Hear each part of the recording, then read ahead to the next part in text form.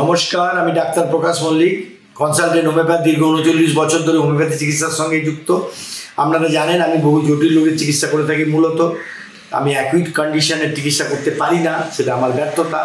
তো সেই ক্ষেত্রে আমি ক্যান্সার, হাঁপানি, যৌনরোগ, চর্মরোগ, হৃদরোগ এবং শিশু রোগ, অ্যালার্জি, চর্মরোগের যে সরাসরি সেগুলো চিকিৎসা করি।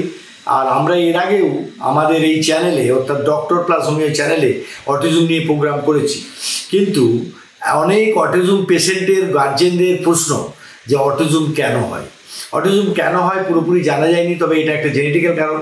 কিন্তু সম্প্রতি একটি গবেষণাপত্রে জানা গেছে যে অটিজম হওয়ার কারণ হলো অটিজমের যে যখন বাচ্চা গর্ভবতী মানে মা গর্ভবতী থাকেন, তখন মা যদি বিশেষভাবে বা অনেকক্ষণ ধরে মোবাইল ফোন ব্যবহার করেন, তাই মোবাইলের মাইক্রোজেনেস তার দেহে গিয়ে শিশুর নিউরন তৈরি করতে, তার বুদ্ধির যে ব্রেনের যে পুরোপুরি স্ট্রাকচারটা প্রপারভাবে তৈরি না হওয়ার কারণে এই কিন্তু অঘটনটা ঘটে।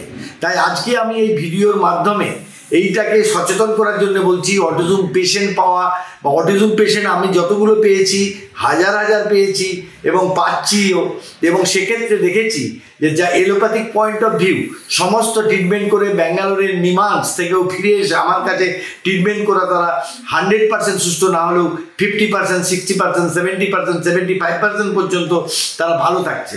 কিন্তু বাকিটা কিন্তু ভালো করতে পারছি না। তাই আমাদের এই সচেতনতামূলক এই ভিডিওর মাধ্যমে বলতে চাই, গর্ভবতী মহিলারা কিন্তু এটা ভিডিওটা কম দেখবেন, তাহলে একটা সুস্থ সন্তান হওয়ার জন্ম হতে পারে এবং সম্ভাবনা আছে। আরেকটা ব্যাপার হচ্ছে, আমি একটা জায়গায় পড়েছি যে ইহুদিরা কিন্তু সব থেকে বুদ্ধিমান জাতি বলে এখনো সারা বিশ্বে প্রমাণিত। এবং শুনেছি তাদের মায়েরা যখন গর্ভবতী হয় তখন তাকে অঙ্ক শেখানো হয়, অঙ্ক করানো হয়, তাতে নাকি তাদের বুদ্ধিবৃত্তি বাড়ে। এটা যদিও এখনো গবেষণার প্রয়োজন, তবে এটা কিন্তু আমার শোনা কথা। এই প্রেক্ষিতেই বললাম যে অটিজম পেশেন্ট বা যাদের জেনেটিক্যাল বা বংশগতির দ্বারাই প্রবাহিত এই সমস্যাগুলো হয়, তাদের ক্ষেত্রে যদি একটু সচেতন হই, তাহলে কিন্তু আমরা এই রোগগুলো থেকে মুক্তি পেতে পারি এবং সুস্থ বিশ্ব। আসলে অটিজমের বাচ্চা আমার রুগী পাওয়া বা না পাওয়ার কথা নয়, বা কতটা ভালো করতে পারছি কথা নয়। সব থেকে বড় কথা হচ্ছে ওই সন্তানটা কিন্তু আপনার সন্তান, কিন্তু আমাদের রাষ্ট্রের সম্পদ। সেই সম্পদকে রক্ষা করার দায়িত্ব আমাদের।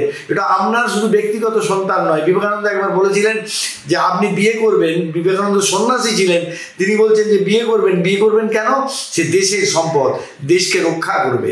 এবং এই যে একটি শিশুকে যখন পৃথিবীতে আসে, সে পৃথিবীকে সুন্দর করে যায়। এবং সেই জন্য আমাদের কবিও বারবার বলেছেন যে আমরা এমন কাজ করব যে পৃথিবীকে সুন্দর করব এবং পৃথিবীকে বাসযোগ্য করার জন্য আমি দৃঢ় অঙ্গীকার করব। তো যাই হোক, আমাদের এই ভিডিও যদি কোনো আপনাদের উপকারে লেগে থাকে, লাইক করবেন, শেয়ার করবেন, কমেন্টস করবেন।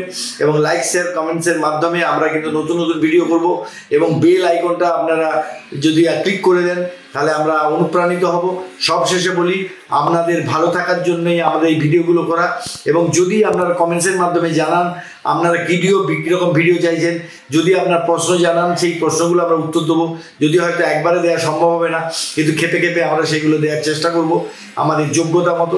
সর্বোপরি বলি, আমরা সকলেই একটা মানুষ এবং আমরা সকলেই একে অপরের সহযোগিতা নিয়ে বাঁচতে চাই।